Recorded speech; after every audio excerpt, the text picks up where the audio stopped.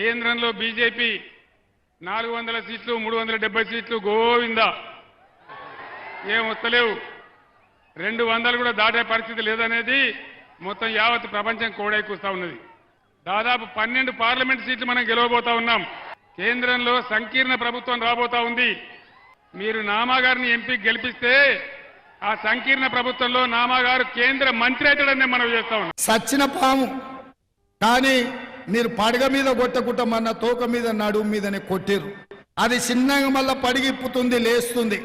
నిన్న ఖమ్మంలో అంటుండు మాకు 10-12 సీట్లు ఇవ్వండి కేంద్రంలో హంగ్ వస్తుంది నామ నాగేశ్వరరావు మంత్రి అవుతాడని. అంటే దీని అర్థమైంది మిత్రులారా, టిఆర్ఎస్ పార్టీ నాయకులు గాని బీఆర్ఎస్ పార్టీ మీద వాలిన కాకి మా కాంగ్రెస్ కార్యాలయం మీద గాని మా ఇండ్ల మీద వాళ్తే తుపాకీ తూటతో ఒక్కటే దెబ్బకు లేపేస్తాం. ఆ ఇంటి మీద కాకి ఈ ఇంటి మీద వాలనీయం.